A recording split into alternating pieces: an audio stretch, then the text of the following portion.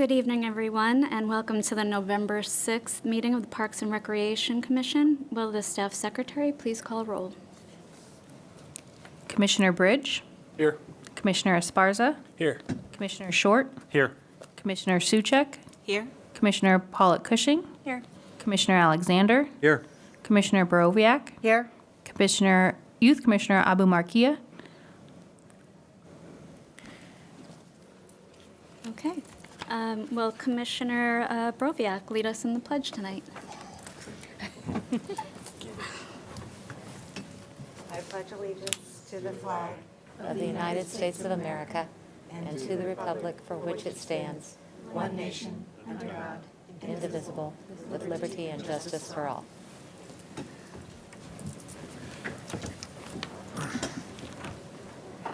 Okay. Well, first on the agenda is we have to wish Commissioner Alexander a very happy birthday. A trip around the sun. Happy Well, birthday. we're glad you're spending it with us. So, My wife's here. She doesn't make too many meetings, but she's going to buy me a drink afterwards, so. worth it. Welcome. Okay, so we will get started, and first, we're going to move on to item 5.1, approval of minutes from the October 2nd meeting. Madam Chair, number 4. public comment. Call two. I have to read the Oh. public comment. We did Public comment. Roll call, sorry. You're right. Public comment, yeah. The birthday thing threw me off. Okay. So, will the staff secretary please read the directions for public comment? Speakers have 3 minutes under public comment to speak on issues that are not listed on the agenda and are within the city's jurisdiction. The Brown Act does not permit any action or discussion on items not listed on the agenda. Okay. So now we'll move on to item 5.1, approval of minutes from the October 2nd meeting. Madam Chair, you have to open up Oh, public comment. again. Okay. So first, we will open up public comment period. Does any members of our viewing audience have anything they'd like to address the commission about tonight? On that note, we will close public comment, and now we'll move on to the approval of the minutes from the October 2nd meeting. Anybody have a motion to approve? I'll make a motion to approve. I'll second. Second? Okay. Any opposed? I will abstain because I wasn't here for the meeting. Okay, so then motion passes. We need to take a vote first. We only Oh, asked. didn't we all get, okay. Yeah. Vote, all in favor? Aye. All opposed? One abstention. Motion passes. So next up, move on to requests and presentations, and agenda item 6.1, Youth Commissioner Recruitment by Christina McKee. Thank you, Commissioners. This is to inform the Commissioners that applicants for the Youth Commissioner position were accepted for the City Clerk's office through October 13th, and interviews are scheduled for qualified applicants at the end of November. We are requesting that one Commissioner participate on the interview panel. Should I just open up to vote? or- Do you have a specific date for interviews, or is it open? It's open right now. We're looking for the last week of November, which it's either going to be the 28th, 29th, or 30th.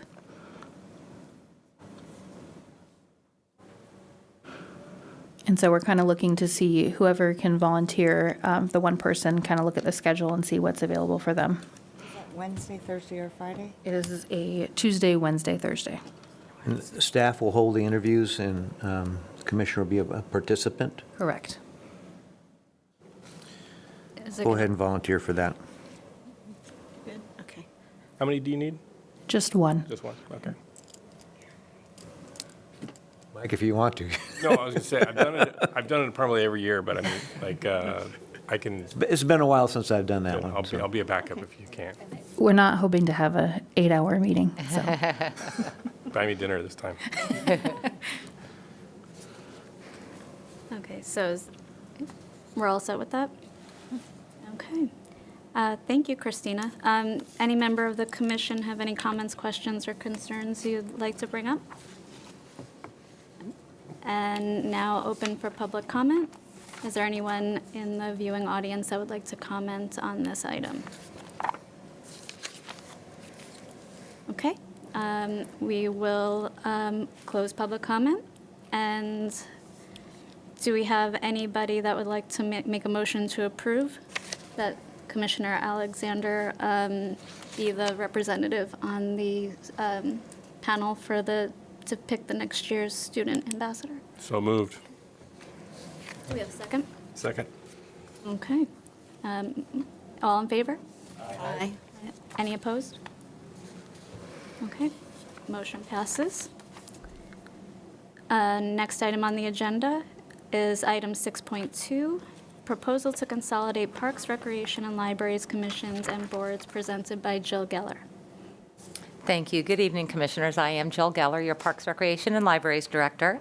And tonight I'd like to share some information with you regarding the consolidation of the Parks, Recreation, and Libraries Commissions and Boards. There we go. There are 3 commissions and boards that fall under the Parks, Recreation, and Libraries Department. The first is the Parks and Recreation Commission. I know you're very familiar with this group.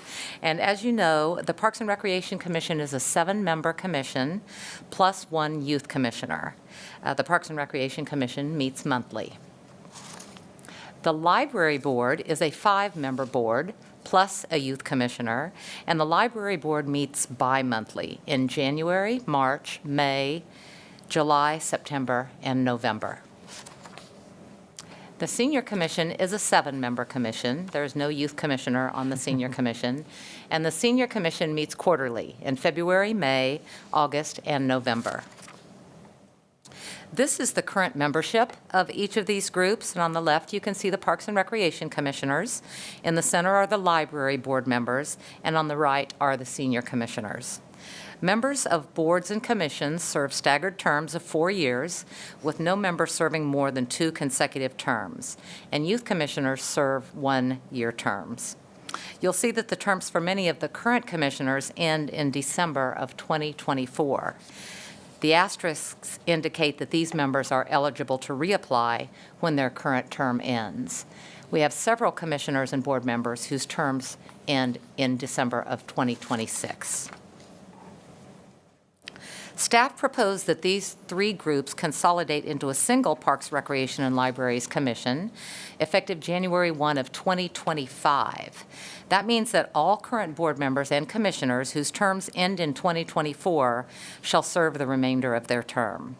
And while there are still specifics to be worked out, one option is that those whose terms end in 2026 would become the inaugural members of the new Parks, Recreation, and Libraries Commission, effective January 1 of 2025. But those whose terms end in 2024 and are eligible to reapply may do so if there are vacancies on the Parks, Recreation, and Libraries Commission at that time. It's proposed that there continue to be a youth commissioner on the Parks, Recreation, and Libraries Commission who serves a 1-year term, and it's proposed that the Parks, Recreation, and Libraries Commission will meet monthly. There are many benefits to consolidating these groups. First, this will provide a more meaningful experience for commissioners and board members, as there will be topics that relate to a broader range of Parks, Recreation, and Libraries issues. We all know that meetings are canceled occasionally, and this consolidation would result in fewer meeting cancellations, since there will be more topics to cover at each meeting. At times, there are insufficient topics to justify a meeting for just one of these groups. A consolidated Parks, Recreation, and Libraries Commission better reflects the mission, vision, and goals of our Parks, Recreation, and Libraries Department as one united department. We also recognize that some individuals may use the opportunity to serve on a board or commission as preparation for potential future city leadership, for example, city council. So the consolidation will provide members with a wider city perspective and better preparation for these opportunities. And lastly, the consolidation would result in more effective use of city funds and resources. Preparing for and conducting each meeting requires considerable staff from multiple departments. Obviously, the Parks, Recreation, and Libraries Department, but also involved in the planning, posting, and broadcasting of our meetings are the City Clerk's Office, the Public Affairs and Communications Department, the City Attorney's Office, just to name a few. So tonight, we wanted to share this information and staff's recommendation that these three groups be combined into a single Parks, Recreation, and Libraries Commission. And while this is not an action item for you tonight, we do want to provide you the opportunity to ask questions, and we'd like to get a sense of whether there's consensus from the commission for this consolidation. A similar presentation will be made to the Senior Commission and the Library Board this month, and the next steps after that would be to seek approval from City Council. But at this time, we'll open it up for your questions and comments. Thank you, Jill. Does any member of the commission have any questions, comments, or concerns? Yeah, I have a quick question. Obviously, for Parks and Rec, for our commission, the staff is your office. Is that also your office would handle any matters from the Senior Commission as well? Yes, that's correct. That's currently, I mean, That that's currently how falls it's under handled Parks, now? Recreation, and Libraries right now, yes. Okay. Yes. I have a question. Does the staff organizational chart change in any way? It does not. And then the new commission will be 7 members still? That is yet to be determined, but right now, if it went as the one option is, and anybody whose term ends in December of 2026, that would be 8 commissioners plus 1 youth commissioner. So there is the potential that we would have 8 plus 1. So it would be a 9-member commission, which could be beneficial because right now we have an even number with our 7 plus 1. Okay. You've talked about some of the pros. I'm sure there are cons, but maybe minimal, but from your perspective, but what would they be? I think the only cons, as we've thought through this, would be to make sure that all 3 groups still have a voice. You know, we want to make sure that the seniors' voice is heard, that library opinions are heard, that Parks and Rec opinions are heard. And the way the current membership is would pull members from all 3 of those groups to be the new Parks, Recreation, and Libraries Commission. So that alleviated those concerns a little bit, that the representation will come from all 3 groups, not any one single group. Do you think it will change the criteria by which you select commissioners in the future? I mean, if you're kind of talking about the inaugural ones kind of just moving over, but at some point you'll have to go through that process. No, I don't see it changing the criteria for future selection. Again, I'll speak to the Senior Commission because the criteria, well, the criteria really isn't any different now. You don't have to be of a certain age or a senior to serve on the Senior Commission. You don't have to have any special interests or talents to serve on the Parks and Recreation Commission or the Library Board. So I really don't see any of that criteria changing. One more question. When the new commission is formed and you go along with the thinking that those who have terms expiring in 2026, will there be, I guess, how many Parks and Rec commissioners will there be on the commission? How many, senior commissioners, et cetera? Could you go back to that slide, TD, that has the graph on it that shows? Again, this is still to be worked out, so I don't want to Well, I to just say that this want to is how raise it's going the to be. question, but so yeah. we're thinking about it. Yep. Okay? I just didn't want to make any promises that this No, is what it understood. will look like. Understood, but if we could and find you know, that slide. We're here to air out some questions, Yeah. While he's bringing that up, have you run those numbers, those who cannot run a second term, those who are eligible to run a second term from all 3 boards, to come up with, like, in 2024 and then 2026, how many members that could potentially be? Yes, we have. So if you can see on the screen right now, the 2026 members, we have 3 from the Parks and Rec Commission, 3 from the Library Board, and 2 from the Senior Commission. So a very well-distributed group. Those who are eligible to reapply at the end of 2024, we have 1 from the Parks and Rec Commission, 1 from the Library Board, and 2 from the Senior Commission. There's a lot of things that can happen between now and the next 2 years. You see we have a vacancy on the Senior Commission right now because oftentimes people have had to leave for certain reasons. They've left their positions. So there may be additional vacant positions by the end of 2024 when this would take effect.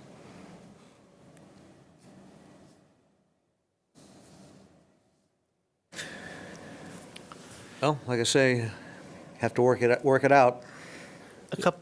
Sorry, no, you go ahead. I already have Just one. a couple of thoughts I have. One would be maybe consider, okay, let me start at the beginning. I think it's a great idea. I've long thought that the Parks and Rec and Library Commission should be one. I think adding the Senior Commission makes sense as well. So I support the drift, the drive.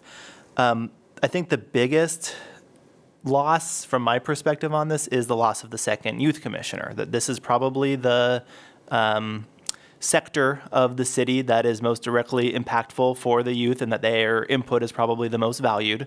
No offense to any of the youth commissioners on other boards, but I think that there is a more close connection. And so a couple of things that I've just been thinking about as this appeared on the agenda and we received your heads up email. Thank you, Jill. One would be to consider a drawdown of the total members, so we're not losing people who might be eligible for reappointment in 2024, but would be kind of frozen out. So what I'm thinking is when some of the local fire districts have consolidated, they did it in a way where their board was bigger than it would ultimately be and kind of slowly ramped down to whatever its final size was. So some sort of thought like that. So we're not losing people who have stepped up to serve just because of poor timing. And then maybe consider as well, and to your point about wanting to get that odd number ultimately, I think there's room for a second youth commissioner on the Parks, Recreation, and Libraries Commission to be formed. So those are just some of the things I've been thinking about. Thank you. I guess on that note too, it could just be a 6-month term for youth commissioners. That way we're getting more youth in there, but just if the number of seats just doesn't fit, then you just don't have as many seats, but you still can get more opportunity to youth. That's a good idea, too. I will share that the library has a teen council, so they do get voices from youth to kind of help oversee and make some decisions for the library. So they do have a voice there, but I absolutely understand what you're talking about in this type of a forum.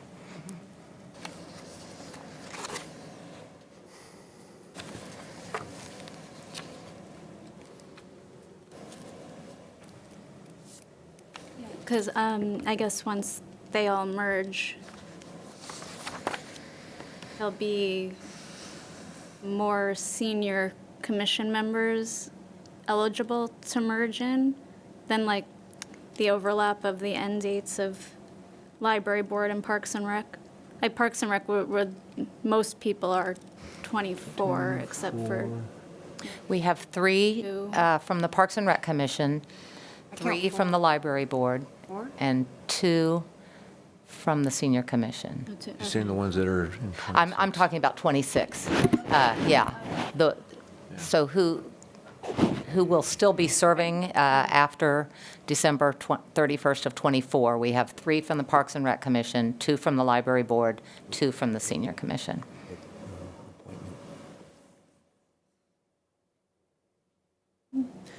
Would you Yep. then have a whole new board coming in 28? So that yeah. is, yes, that is one of the things that's why I said this is an option that we have not worked through the specifics, because we would not want to have a complete new rotation. Right now, they're staggered terms, so we're going to have to talk through that a little bit, and I don't have the answer to that tonight. But we would definitely have some staggering happening with this as well.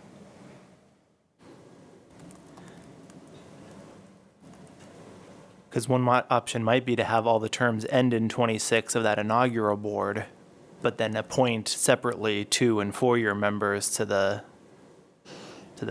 subsequent commission, I guess.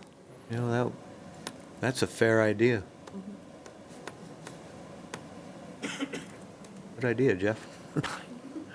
Once in a while. Yeah. Become the chair. Ultimately, you want to have a 7-member commission total for the 3, merging the 3? We're open, Plus I a mean, youth. I was thinking an 8 plus 1 Oh, 9 plus for the one, okay. youth commissioner, so it could be 9. It could be 7 plus 1 as it is now. It could be 6 plus 1 as the library board is. You open maybe a position up on one of them in the end of 2024? Because those ones all end.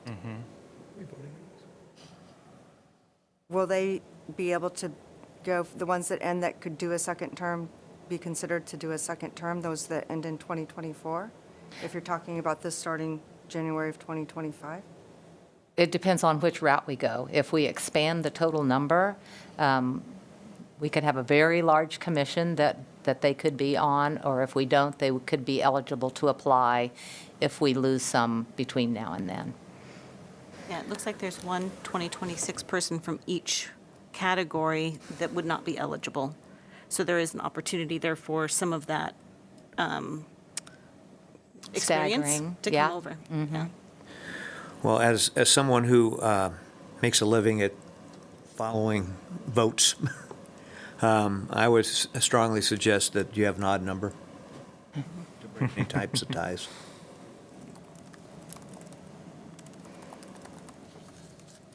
Has this been mentioned to the other two commissions yet? Like, are they interested in, because right now their commitment is less than I mean, we generally have a monthly meeting as long as there's something to meet about. But with the library board senior commission meeting less regularly, are they interested in having monthly meetings to attend, or? They And received the taking email on more information responsibility? that you all received, but the senior commission meets on Wednesday, and the library board meets later this month. So they have not seen this presentation and had the opportunity to make comment yet. Do they have other outside thing, like how we do the park dedications and whatnot? Do the other two commissions have anything like that? They don't have too much like that. The library board occasionally has events and that they can attend, but they don't have anything to the extent of like our park dedications. So that will be something for them to consider. That would be something for them to consider. We do. Okay. Senior commissioners may choose to attend senior events. It's not really required, and so I would just say there's really nothing to the extent of the park dedications that this group has. And just another comment, when it comes to park development, and I've been around for some contentious hearings, park development. So, some hearing experience will probably be good. Because you have CEQA to look at, so maybe perhaps some experience with park development of some sort, and the in the entitlement process.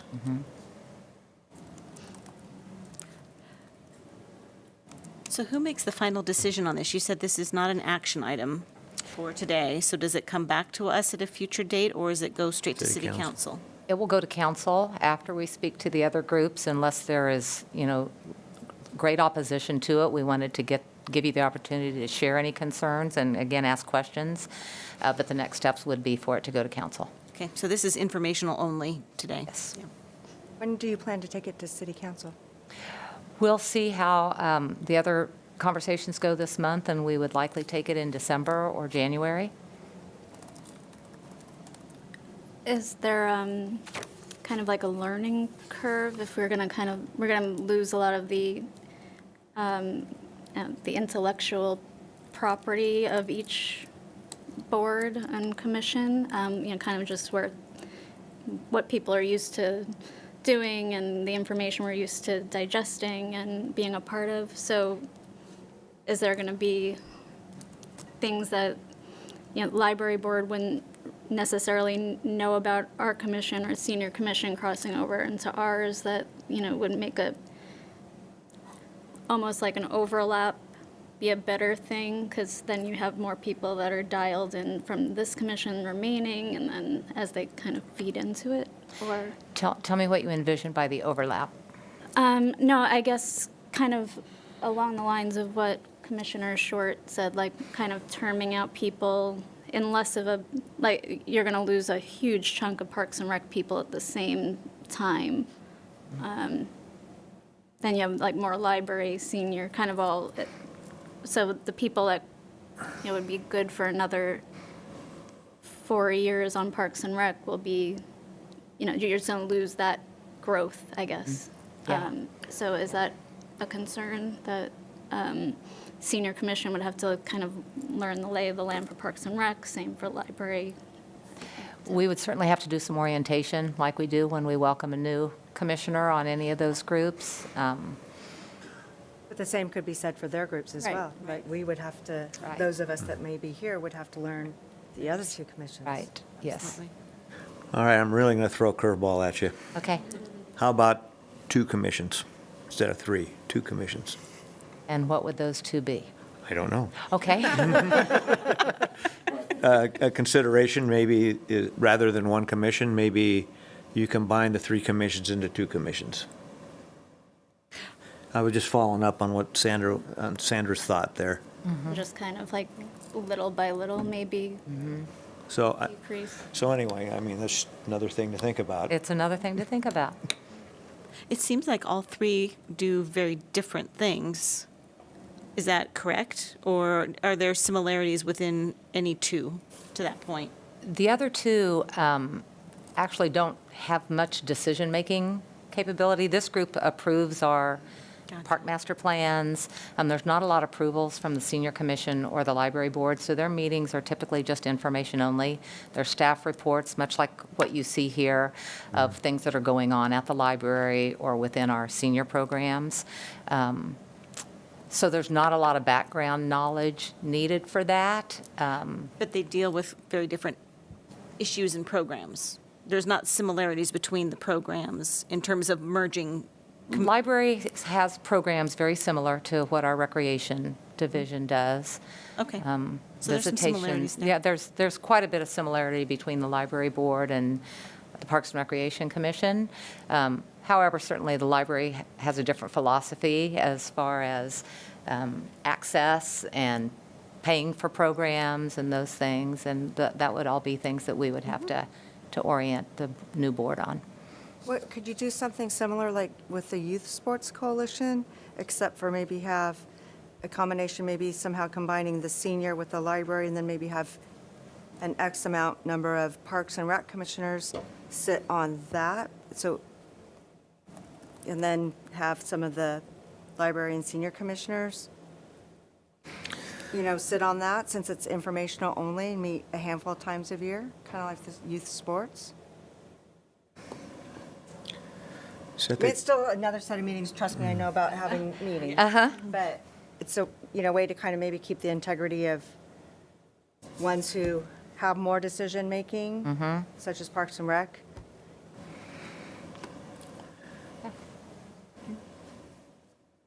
So I haven't said anything yet, but yeah, it seemed I like the idea.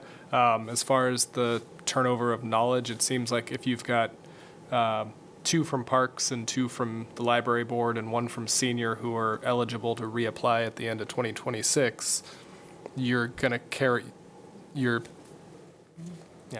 assuming that they stayed on, you're good till 2030, and then you're bringing in, there's another 3 or 4 that you're going to be bringing in the meantime. So I think you're covered there. And then if you considered something like Jeff said of the 2-year or 4-year term to get you started to get them staggered, that's great. So. Or if you did the 2-commission alternative, combine the library board and the senior commission and leave the park and rec commission alone.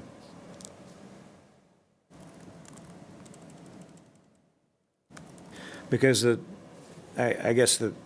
staff, the staff organizational chart isn't going to change regardless. Correct. So it's just more public input from your citizens. How much work how much manpower in your department does it take to prepare for 3 separate commission meetings if they happen to all fall within the same month? Is it pretty taxing for you guys to have to prepare for 3 separate meetings like that? Or would it, if it was 1 versus 3, would it still be similar? It is a lot Yeah. to prepare for each of these meetings, but I don't want that to be the primary reason of why we would do this. We want to do it because it's the right thing to do. And so some of the other benefits that we talked about, especially the groups that this group as well, but the groups that might only meet 4 or 6 times a month, and then they have cancellations as well. they might only be meeting a couple, 3 times a year. I don't know if what I just said, if I said it right. Yeah. Okay. Did you know what I meant? Okay, thank you. Anyway, so, I think it's frustrating for the members as well as staff. We have to prepare for a meeting almost as much when it gets canceled as if it was held. But we just thought it would be a better thing for the members as well as for the community and for staff. Be interesting to see their perspectives as well. It seems like, I mean, from all of the input everybody's had, I don't know that there's any one silver bullet, so to speak. It seems like you could do any number of things and make it work. To your point, if there's not any really strong cons, then, why not? Yeah. Well, and I would look, I mentioned the cons that we had thought of, but I would look to you, to tell me if you see any additional cons. I think once you got over the hump of getting everybody oriented to the programs, I don't know that I guess in my opinion, I mean, some of us have some experience relative to the built environment, but that's not a criteria that has ever been No. used. So, it's not like it's necessary. So it seems like kind of the reverse is true. Having somebody come in without any kind of real library experience isn't a criteria. So I think once you got over that hump of getting kind of reorganized, I don't know that it would substantially change anything. Except, I guess the 24 people would then have to merge into other commissions if they want to keep serving, or?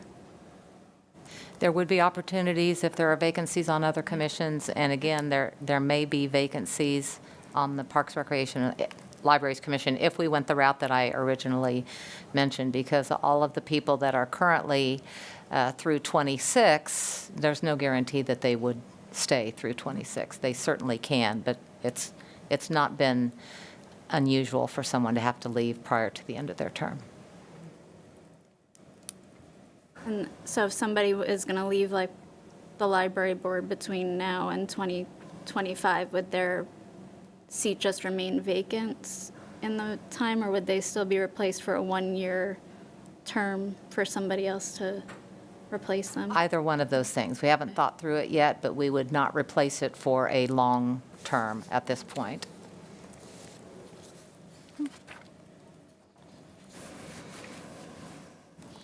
Anybody else have anything? Okay, so if that was informational only, I guess we'll open that up for public comment. And we'll close public comment. And I will say that I've taken all your comments. I know Christina has as well, and so we will review these. Thank you.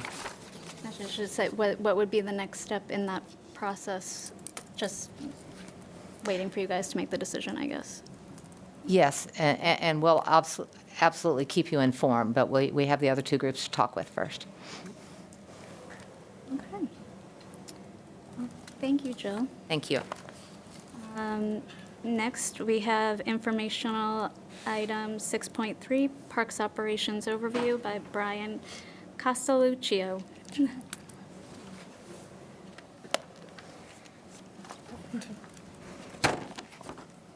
Good evening, Commissioners. My name is Brian Castelluccio, and I'm your Park Recreation and Libraries Superintendent over Park Operations. Tonight, I'm here just to give you an overview of what Park Operations manages and maintains, how we are structured to accomplish our duties and meet our goals and objectives, and then just to share some recent accomplishments and some volunteer projects we've had recently. So we oversee 880 acres of park land. Within parks, there's 216 acres of turf, 87 acres of landscape. We also manage 30 acres of school turf as part of our joint use agreement with the schools. We have 185 acres of landscape within our streetscapes and another 46 acres of turf. So it's a lot of area we're covering. Within that, we have our 84 parks, which is made up of 2 regional sites, 28 community parks, and those are parks that have sports fields, parking lots, restrooms, and then we have 54 neighborhood parks. We have our 3 aquatics facilities, so we have 5 pools with 4 spray grounds. And we have 21 adventure club sites, all that park operations oversees. Within that, as you can see, we have 109 playgrounds, 30 restrooms, 46 soccer fields, 44 baseball fields, 22 tennis courts. We have 5 dog parks, skate tracks, synthetic fields. So we just manage a lot, just to give some perspective. And just to share with you, when I started in 2000, the city had 31 parks. By 2011, we actually doubled the number of parks. And right now, we're on track within the next couple of years to double that again by another 31 parks, when we'll be up, around 91, 92 parks. So it just shows how much growth we've had in the last years. All of our park operations are funded either through the general fund or community facilities districts. So we have 29 parks that are currently funded through community facility districts and 55 that are funded through the general fund. So outside of just maintaining all that, all those assets and parklands I just shared with you, we also support other divisions, departments, and the public. We support park development by reviewing and providing feedback on park construction plans, construction standards, and specifications. We coordinate and facilitate rehab projects such as new playground installations and concrete. We work with recreation, library, and our cultural and museum programming teams, helping them set up for special events, planning. We build props and floats, pretty much do anything they ask of us. We also work with other city departments. So we work with PD, Fire, Public Works, EU, things like vandalism and graffiti, encroachment and clearance issues, water conservation, weed control. So we're not just in parks, we're kind of all over the place, really supporting like all our other divisions as well as the other departments. And then outside of that, we support the public and our partners such as youth sports, all the youth sports in town, we work with them. So we coordinate our maintenance schedule around their activities and understand their expectations and work with them on how to maintenance they might want to do and ensure we're all on the same page and kind of help meet their needs. We also work with the school districts in the areas of the joint use agreement and work with them to help manage properties and solve problems together. So we cover a lot of ground. So to meet our goals and objectives, we currently have 40 full-time staff, 25 seasonal staff, and we use a lot of various contract maintenance to help get all the work done. We utilize these resources to accomplish both our routine maintenance, our daily, weekly, our periodic maintenance, more seasonally, monthly, quarterly, deal with unplanned issues such as vandalism, graffiti, customer service response, and as well as projects and rehab and renovation projects. Currently, park operations is broken into a number of teams that focus on different areas. So our porter team focuses on our daily inspections of all our parks, all 84, 7 days a week, year-round, doing custodial duties, reporting back what else they find that might be needed work. Are we meeting expectations? They conduct periodic maintenance activities like pressure washing and painting. And they actually are a big part of handling all special event prep, the downtown activity. They're out there setting up, taking down for all those activities. Our agronomics team is what I call our green team. They're kind of focused on our turf and sports field maintenance, mowing, aerification, dethatching, top dressing, seeding, and weed control. So that's kind of their focus. Our irrigation team obviously focuses on irrigation, maintaining all the hardware and technology of our irrigation system, which is really robust and goes out into our streetscapes as well. Performs inspections, sets and adjusts irrigation schedules and makes repairs, completes renovations and modifications of our irrigation system, and they assist other teams on projects as well. Our infrastructure team focuses more on all our site amenities and all our structures in the parks. So really our restrooms, playgrounds, benches, tables, concrete, everything like that. This group really focused on that, as well as they focus on our Adventure Club facilities as well, helping do repairs to keep those buildings maintained and running properly. Our regional team focuses on the regional sites, and those sites are so large, they kind of are a jack of all trades doing all these activities within those sites because they're the amount of users, the amount of activity in the park, there's just a high demand, so it takes a lot of people, a lot of attention on a daily basis to keep like Maidu, Mahaney, and Vernon Street Town Square, really up and running. One I left off there, and I hope they're not watching, they'll be upset, is our aquatics team. They maintain all our pools and spray grounds, maintaining our mechanical room, pools, and the facilities, ensuring pools are safe, clean, and ready for all our programming. And lastly, our contract inspection team, whose focus is to inspect the work of our landscape contractors, ensuring they fulfill contract obligations and general inspections of our streetscapes, and parks to determine maintenance needs and rehab needs. Although all these teams, have their areas that they're focused on, based on priorities, we move people around. Teams assist one another with the ebb and flow of work, based on the season, special projects, customer service needs. So there's a lot of flexibility built into our structure. But you need people with, definitely a focus and expertise in all these areas to be able to accomplish all our goals and objectives. So now I'd just like to share some of accomplishments over the last year, just a few. I could have went on all night, but I'll just share a couple. So at Festerson Park, we redid the bocce. The top, you could see the wrinkles and it was pulling away. There's a number of bocce groups that pay attention to these and play on them. I know you might not think that, but they contact me, and so we redid both bocce ball courts at Festerson this year, so they look really nice, super smooth. And that's a CFD funded park, so that funding for those came out of the CFD and not the general fund. This is Lincoln Estates. This is one of our older parks, built in 1982, has this very unique cement slide, but it's been around a long time, just loved by many.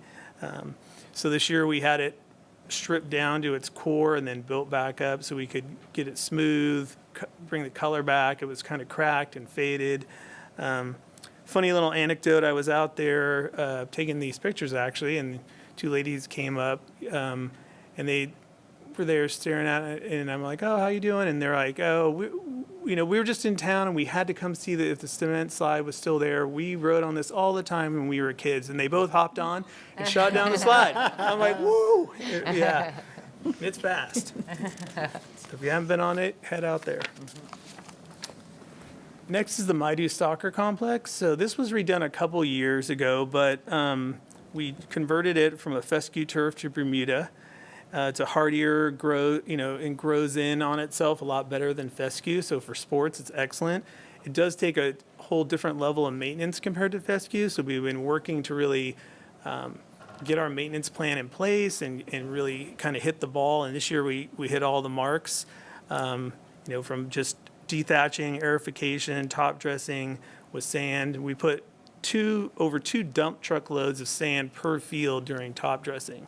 And that sand really fills in, helps for drainage, helps keep the nice and smooth, kind of like a golf green. The team did an excellent job. So I thought that was a great accomplishment, and we're hoping to expand out. We have some other Bermuda fields and want to get that same process going on all our fields. Next slide, please. So each year now we're started performing annual assessments of our park amenities and really knowing what we have out there, knowing its current condition. We have obviously life cycles for things, but you really need to evaluate, because even though it says it's ready for replacement in year 8, this bench may be fine, but somewhere else it's year 6, but it's in bad condition. So we're doing these annual assessments and getting out and really trying to ensure we're replacing all these amenities. Last year, we were able to get some funding, and we did Kenwood, Boulajon, Santucci, Crestmont, Summerhill, Del Stevens, with all new benches and picnic tables. So it really enhances the park and makes it look real nice. So we're trying to keep that going on an annual basis now moving forward. So I think that was a great achievement. Park playground replacement. Everyone loves new playgrounds. So last year, Blue Oaks was just finished. just recently, just reopened. Irvin is in the way. You can see it's not open yet, but that's the new structure. Kenwood was done last year. We've done a number of others. There's probably 6 or 7 others in the queue. So I think these are great accomplishments, ensuring we're, going back to our older parks and giving them new equipment, new benches and tables. One of the things we're trying to do too is, as we replace the playground, take a comprehensive approach to a park. They don't replace this piece and that piece. Go in when you're doing a playground and say, hey, let's do all the benches that year. Let's rehab the bathroom. Let's rehab this. So you really get a nice refresh of that park all at once. And I think it really sends a great message to that local community that we still care about all our parks, not just the new stuff being built. So on our adventure club, unfortunately, we had a water line break at this site, caused a lot of damage. Got real expensive, but the infrastructure team was able to go in and do a bunch of the work in-house, saving us about $150,000. So we had to redo some of the walls, the flooring, a lot of the cabinetry, and that team came in, our infrastructure team, and did a lot of the work, saving us a lot of money. And you can see how beautiful the rooms look now. I know the Adventure Club folks appreciate it. That was a big accomplishment and a great cost savings. So our aquatics facilities, we did a lot of work in the last couple of years, replacing the slide at the rack, as well as converting the play pool into a splash pad. We replastered both the rec pool and MSIP pools. We replaced 3 heaters at the rack. We're doing MSIP this year. Renovations on our filter system. So all these renovations are crucially vital to keeping these facilities up and running for all the programming that goes on. These facilities are open 7 days a week, starting at 6 in the morning and run till the night. We have our programs, CCA's out there, high school uses the rack, So it's super important that we're investing back in these facilities, and we've done a lot of rehab over the last 3 years to ensure that pools will continue to run and keep people safe and through the coming years.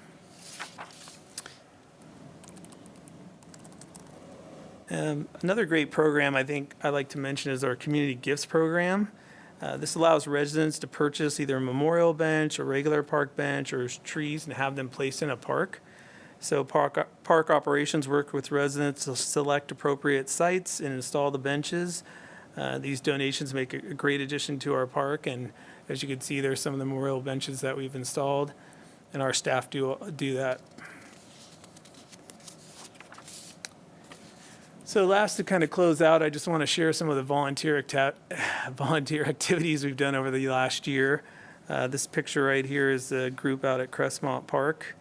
Volunteer work is a valuable resource, helps us to meet our goals and objectives. It's also a great opportunity for residents and organizations to give back to the community. It's great to go out and work within the community on these projects. I think our staff really enjoy it. So this is at Crestmont Park. I had the Crestmont Neighborhood Association gave me a call, said, hey, will you come out to one of our meetings? I said, sure. They shared with me, hey, our park's one of the older parks, needs a little TLC, was lacking some plant material that had died off through the years, no mulch. A lot of the park was just older. So we had just recently replaced that's kind of how it looked then. We were also just recently replaced the playground there, right? But again, just the playground. So I met with them, kind of understood their needs, came back, met with the team. We kind of looked at what we would do in-house and then said, hey, this would be a great opportunity for a volunteer project to help replant and spread mulch. So here's great pictures of everybody showing up. Even some of the fire department showed up at the end of their shift and were out there helping us plant and spread mulch throughout the park. And these are just some of all the new benches we put in there as part of that project. We renovated the bathrooms, changed some signage out, just really tried to give it an overall refresh. And the community was really, got a lot of kudos from them, a lot of appreciation that, we took the time to listen and follow through. Next project we did with the Northern California Conference of Seventh-day Adventists out at Maidu Park. There they kind of went in, repainted all our score booths out there, which I'm sure all the leagues love. They spread bark, went around and painted gates, repainted all the red curbing. So they spent 6 hours, like 50 people come from it's their organization during work. They come out. It's kind of a team event. They do a great job. And again, it's a great asset to help us move some of these projects along that sometimes, take a little while for us to get to at our regional site. Last year, the same group did a project at Mahaney, planting and mulching and painting the score booths there. So they're making a lot of progress for us, do a great job. And the last one, which was really fun, this Brownie Girl Scout Troop 2665 called me, and they want to do some type of project. And I was like, small group of young girls trying to figure a project, and looked out my window at Vern Street Town Square. And this is the location where we put the Christmas tree every year. So every year the tree goes in and out. We kind of put some shrubs back in, and it was looking a little sparse, and I thought, hey, we'll plant some flowers there. So they went and planted 80 flowers there. I did a great job. I didn't think they were going to get all done. They knocked it out of the park, and it just flourished. And, everyone walking in and out enjoyed it, got a lot of great comments. So great job by Brownie Girl Scout Troop 2665. We appreciate you. And that concludes my presentation for the night. If you have any comments or questions, I'd be happy to. Ryan? Sure. I love seeing the, Boljan in particular, because that's near me, the new benches. It was a pleasant surprise to see those come in at the same time as the changes to the playground, so those were really nice. You had mentioned the graffiti and vandalism. It used to be on the report. There used to be some metrics on it. I was just curious, how has it been trending? I mean, obviously we have more parks and that type of thing, but if there's a...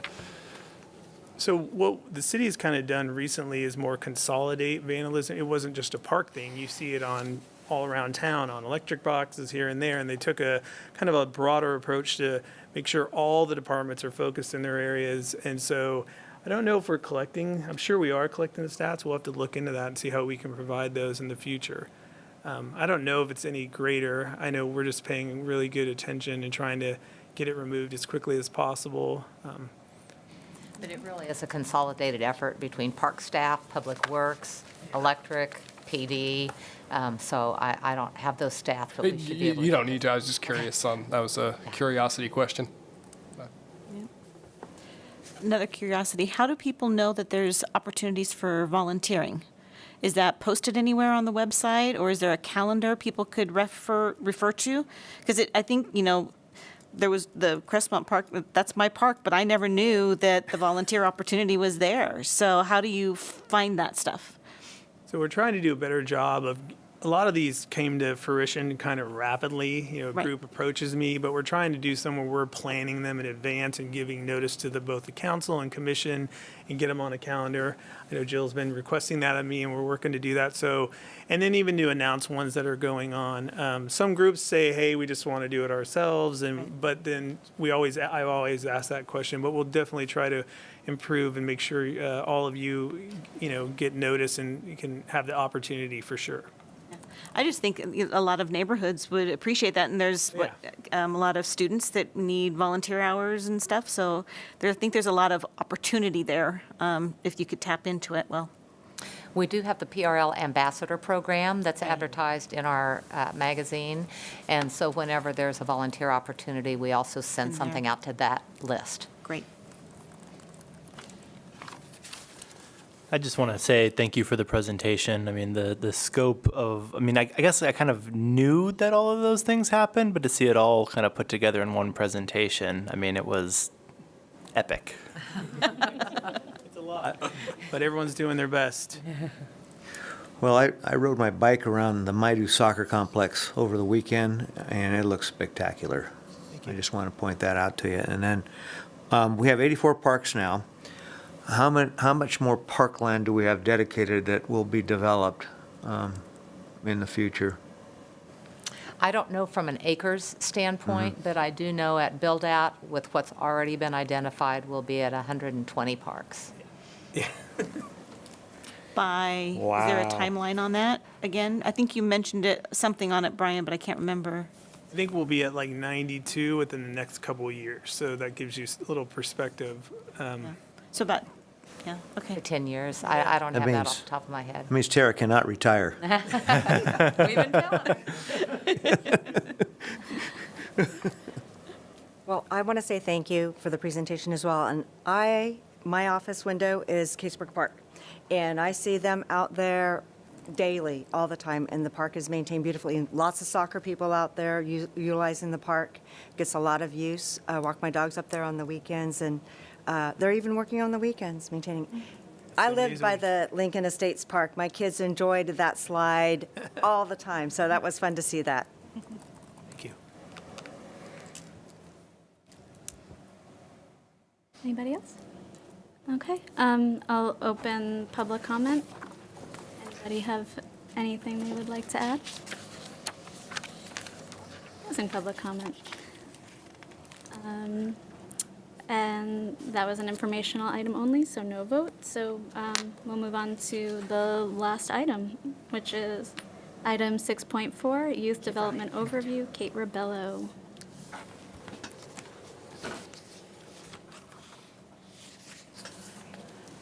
All right. Good evening, Commissioners. Thank you for the opportunity to share information about the Youth Development Division. My name is Kate Rebello, and I'm the Superintendent over Youth Development. This evening, our Recreation Supervisors, Melanie Nett, Dylan Davis, and Chantal Udasco, will give you an update on Adventure Club and preschool programs that we offer. Our purpose is to provide developmentally appropriate recreation programs for preschool through elementary school age children that enhance their social and emotional growth and to create safe, engaging, and memorable experiences for Roseville children and families. At this time, I would like to introduce our supervisors, Melanie Nett, Dylan Davis, and Chantal Udasco, and Melanie will be the first one to share information on Adventure Club ACES and our grant programs. Thanks, Kate.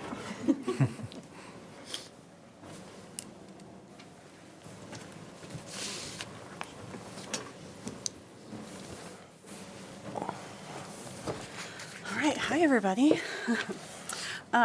So our Parks, Recreation, and Libraries Department has been operating Adventure Club since 1987.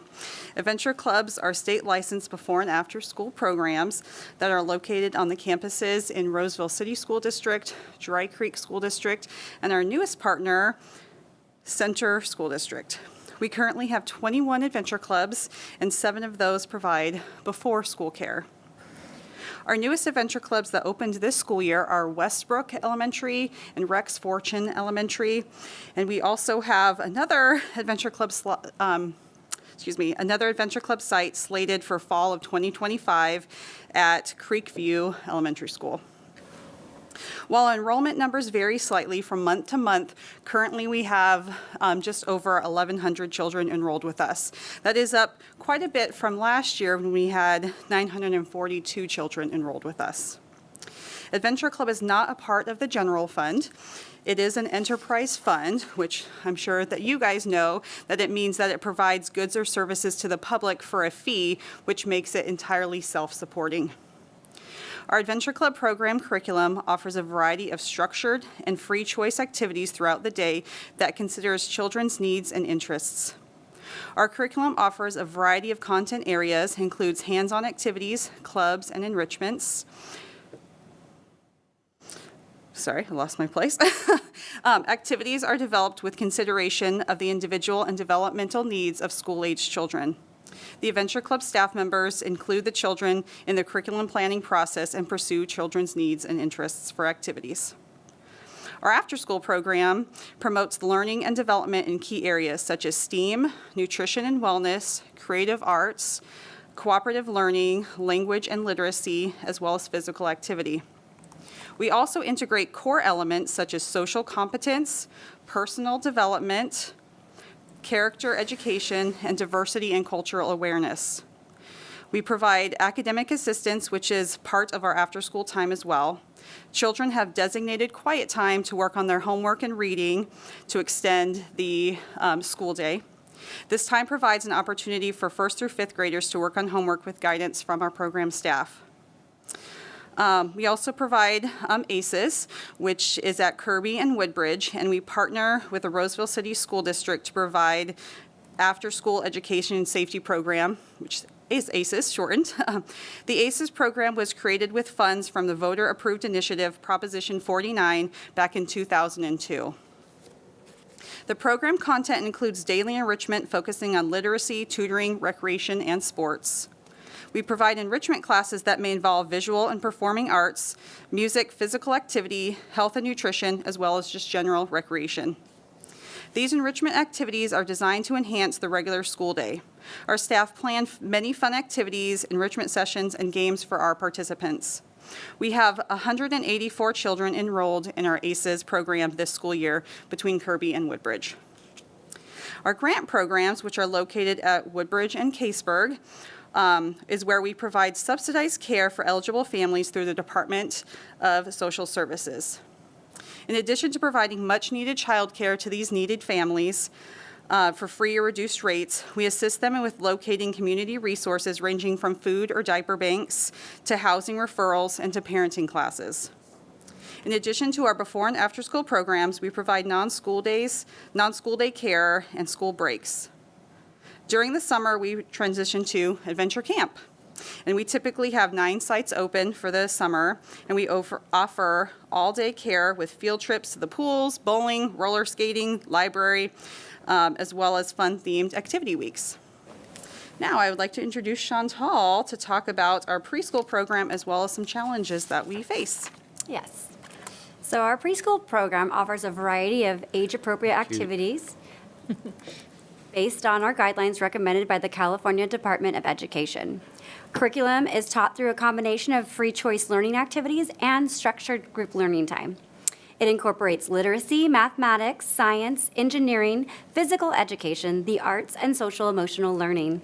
Our goal is to allow each child to learn at their own pace through curiosity and to foster a love of learning.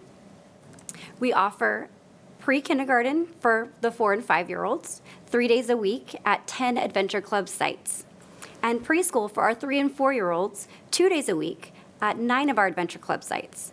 And currently we have 300 participants in our program. For us, staff development is very important, and we invest in our preschool team by hosting monthly staff development trainings to explore new educational trends. In addition, we hold monthly staff meetings to strengthen collaboration, communication, and celebration. We also have a preschool committee, which is made up of preschool teachers, Adventure Club Youth Development Program coordinators, and youth development supervisors. This committee has joined forces to plan for the future of preschool and continue offering the best early childhood experiences to our community. So now I'd like to discuss a little bit about the challenges we are facing. The first is staffing challenges. Each position in youth development has different requirements, but all staff must have a high school degree or equivalent, with most positions requiring 12 units of early childhood education.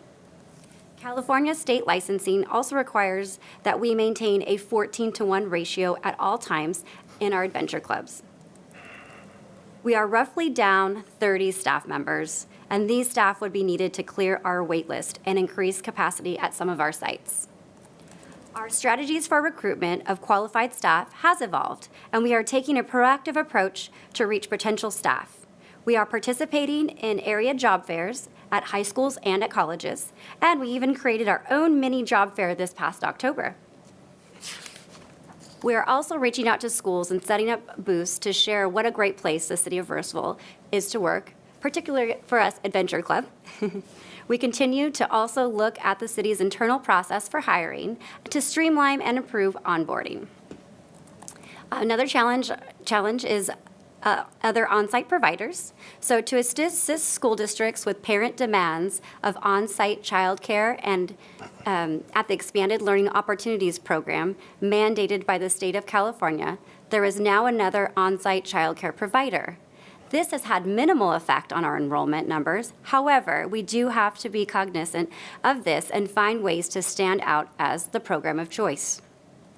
Lastly, our aging facilities. Our oldest adventure club, our clubs are Sargent and Caseburg, and they opened in 1987 and 1988. So over the last 36 years, we have opened 20 additional adventure club locations.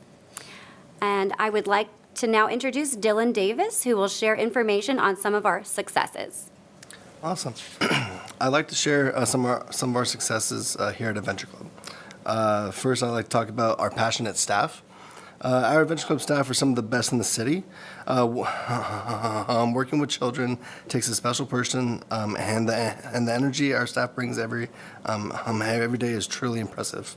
They not only do this during the school year, but during the summer as well when we host Adventure Camp. As a licensed program, we are required to do a lot more than a normal childcare program with our 14-to-1 ratios, our specific food schedules, higher staff qualifications, and more. And our staff do handle this extremely well. We are fortunate to have such a passionate team to provide a great program for our families. Next, I'd like to talk about our staff development opportunities.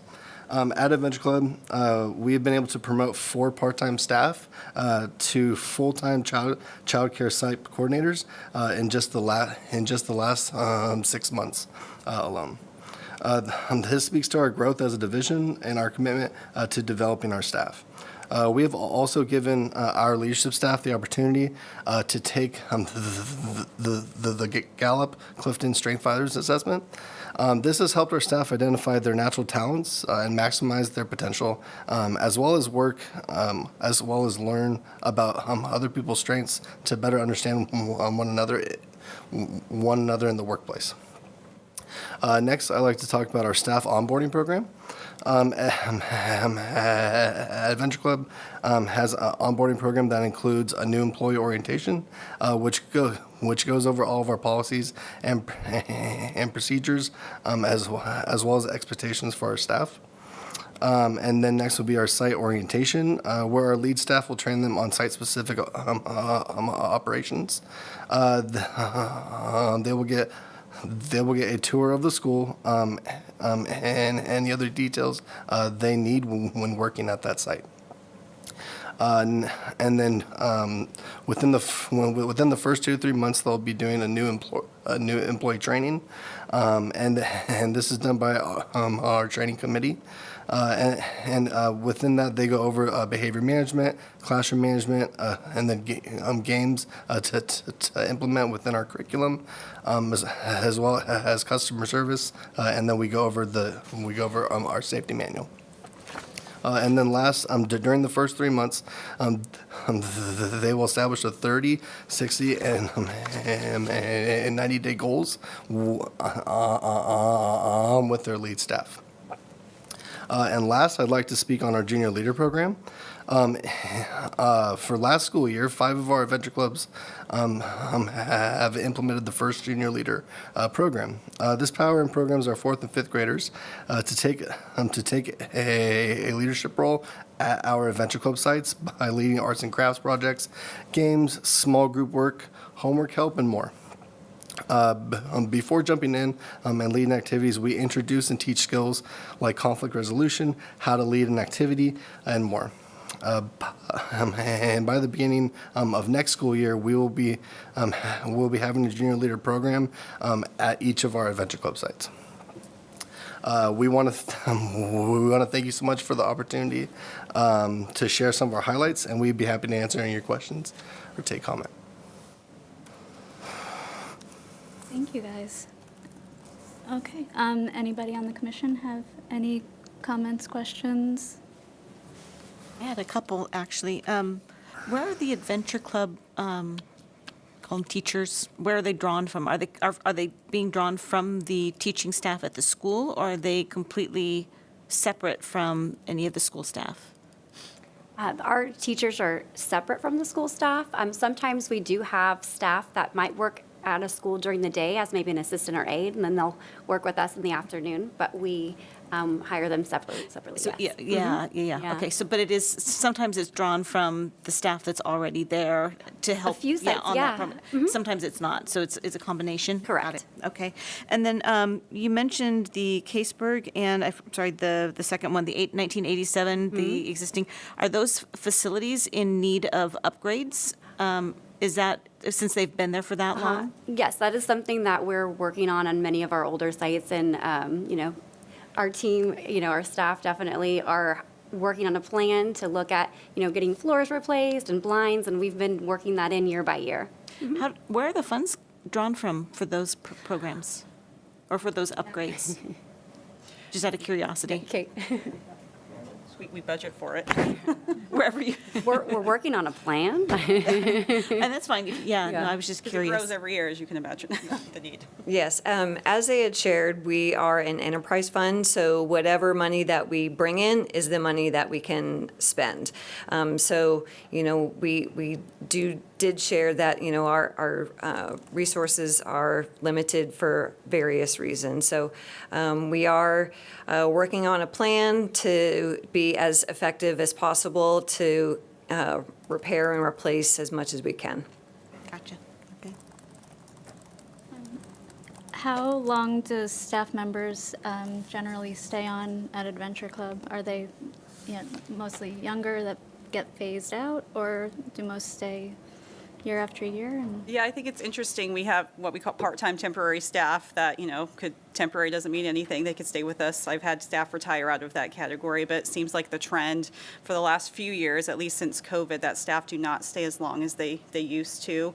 And so turnover is a concern for us, and we're always looking to recruit and to keep more than leave us. It's been a few years since my kids have used Adventure Club, just because now I don't need it anymore. But while they were there, they did truly enjoy it. It's a great program. When you said that you have a great staff, I could definitely attest to that. And it was even their friends that are still in it, they're always talking about how much fun they have in it and enjoy it. So thank you for that and the presentation. You're doing a great job. We love that. Thank you. I have a quick question. Is the more limited consolidated programs during the summer due to lesser demand or lesser available staff? We have a good number of staff available during the summer because we go from 21 sites to 9. So it generally is reduced demand because there's other programs and camps that we offer that parents choose to take part in. So, yeah. And what hours are you guys generally available for parents? Like, how many hours can a child stay after school? We're open till 6 p.m. in the evenings, and depending on the school, some of our sites are before school as well. For the Dry Creek District, since the schools start at 9, there's a lot of parents that need before school care. So we open, is it 7? Let me blink. 6:30. 6:30. Almost said 7. That's summertime. 6:30 a.m. And if you guys didn't have any staffing constraints, like, are you leaving money kind of on the table, revenue and stuff that could There's a few sites that if we had more staff, we could increase our numbers, but because of licensing and making sure we're staying at the correct ratios, we're having to put a pause. I think I heard a waiting list. How many are on the waiting list right now?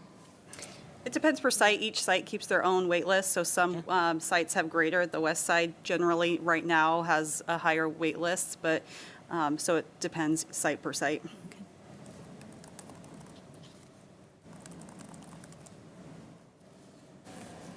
Anyone else? Okay, I will open the floor for public comment. And we'll close that. Thank you, ladies, so much. It was very interesting. And we are moving to the final motion for this meeting.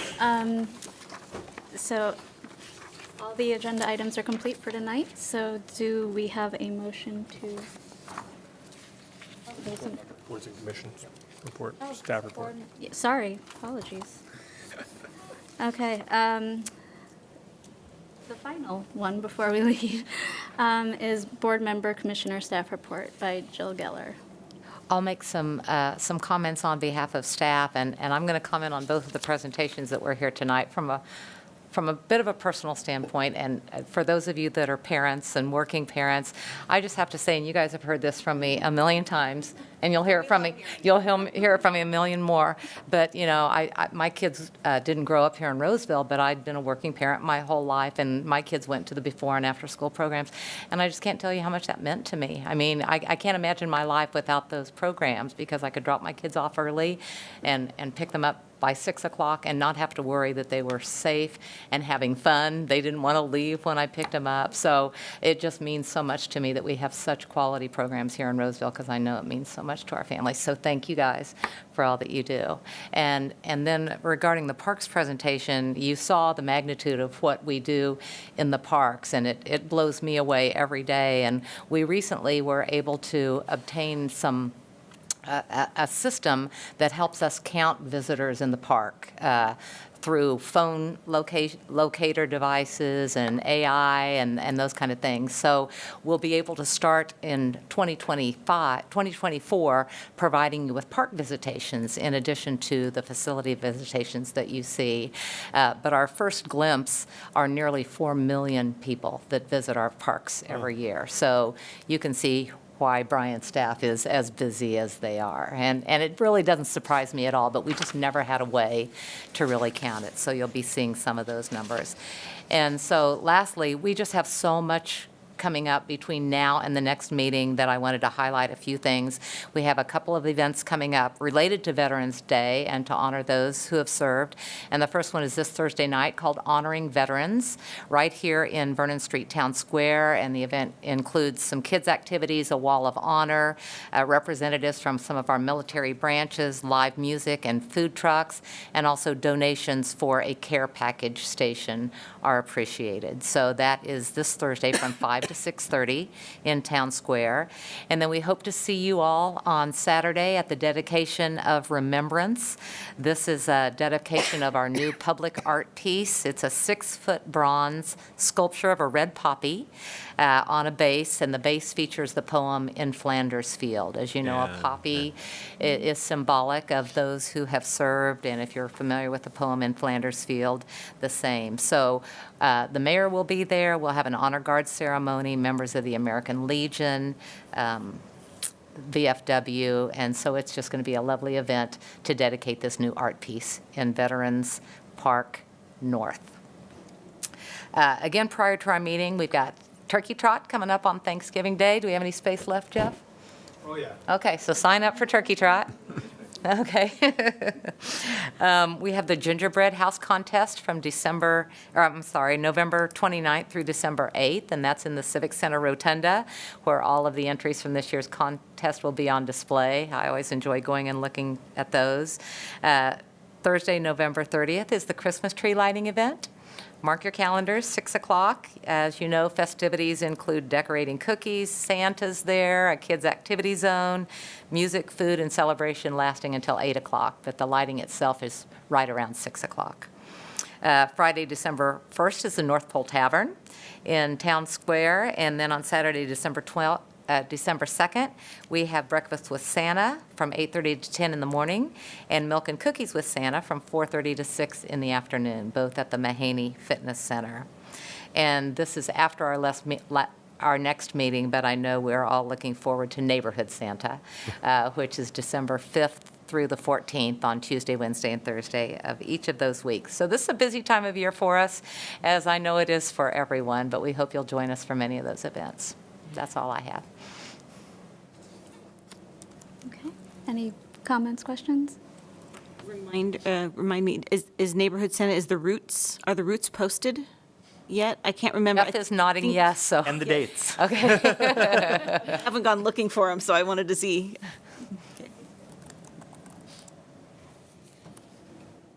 The event on Thursday, where was that posted? Because I didn't remember seeing.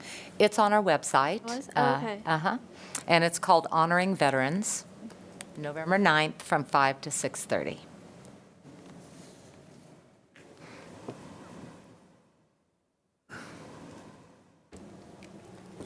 Yeah, sure. Just a update from the Youth Sports Coalition. A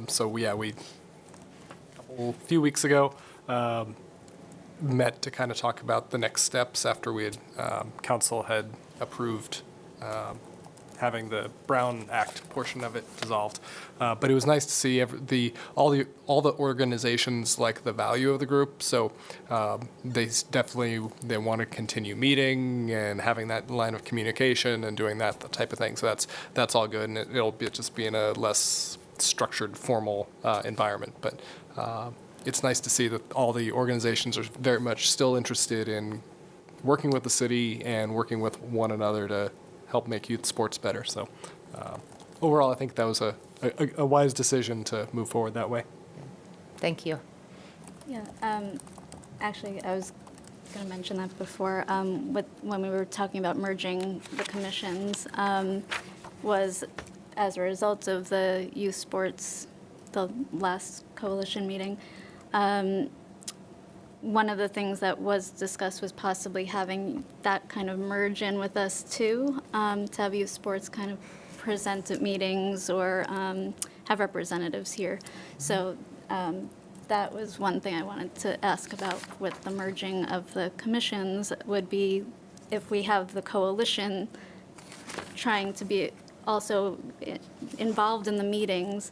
I feel like the meetings are going to get very long, potentially, and everybody's going to just, want to kind of like, it's going to end up being a lot of separate entities at the meeting, the library, senior, Parks and Rec, and youth sports. That was just as a result of the workshop last month, which was a great meeting, by the way. But yeah, so that was kind of one of the things they had discussed, was having them be a part of these meetings as well. Okay. So just something to consider as well. Anything else? All right. I'm gonna open the. This item doesn't need to be open for Yeah. public comment. Okay. So on that note, now, anybody move have to a adjourn. motion to adjourn? Second. Nick can go get his drink. Yes. Somebody second? Second. Okay. Anybody, all in favor? Aye. Any opposed? Okay. Right. Thank you, everyone. Thank you all. See you next month. Great evening. See you next month.